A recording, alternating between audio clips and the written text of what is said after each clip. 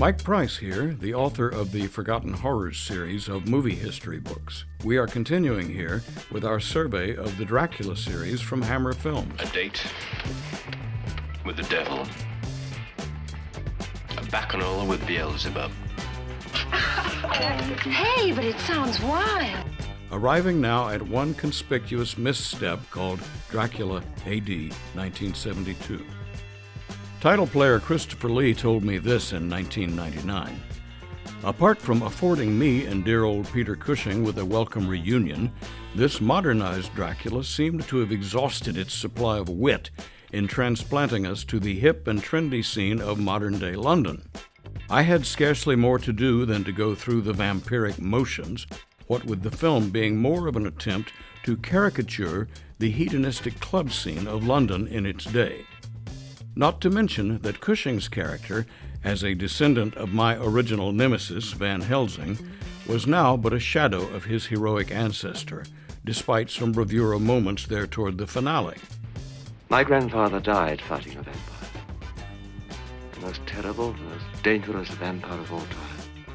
Even so, added Lee, the film was Peter's and my overdue reunion in the Dracula series per se from our original pairing of 1958, and he came across as generously as usual, even though he had been prematurely aged by the recent death of his wife, Violet.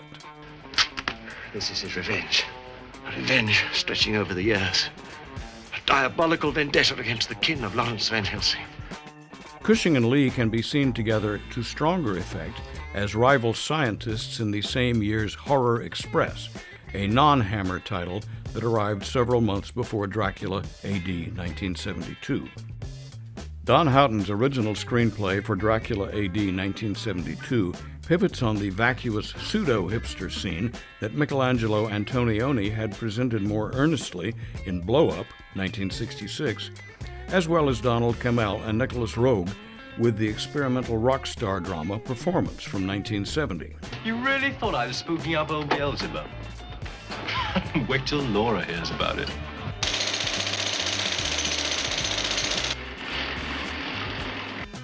Cushing himself had fitted his dignified Oxfordian self into such a setting in 1968 with the Mad Doctor picture Corruption. Like his frequent collaborator Lee, Cushing proved immeasurably more comfortable in the antiquated period piece settings, and I don't mean modern period. Both Count Dracula and Van Helsing seem to exist here in a vacuum. Count Dracula! Look on me, Dracula.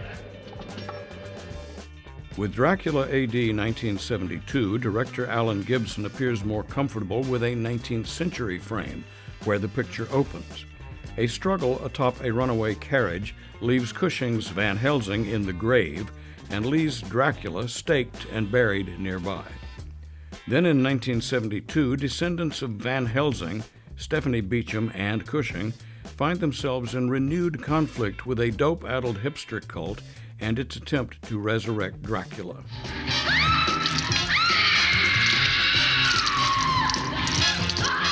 Christopher Neame appears as a modern-day disciple of Dracula, proving as predatory a recruiter of vampires as Christopher Lee, though without the old-world dignity or the overriding intelligence. Cushing's latter-day Van Helsing closes the case with a pitfall trap, a device similar to that which climaxes a non-Hammer production of 1958, Paul Landris's The Return of Dracula. The timing of that film's release, so close to Hammer's first Dracula outing, was an odd coincidence.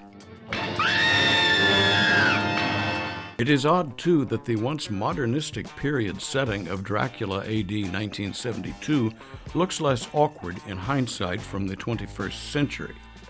Perhaps the only bad Hammer is no Hammer, after all, even though this one poses a challenge to that axiom.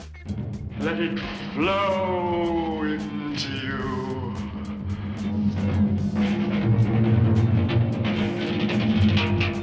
It helps the film's atmosphere none at all that Richard Bush's camera work still conveys the Victorian elegance one associates with Hammer, despite the ostensibly modern-day setting. "I should never pass up an opportunity to work with Peter Cushing," said Christopher Lee, diminished circumstances notwithstanding. "We liked this one so well that we both returned for further insults in yet another sequel." And more about that sequel in our next installment covering 1973's The Satanic Rites of Dracula. Until then, this is Mike Price signing off. The Son and the Holy Ghost!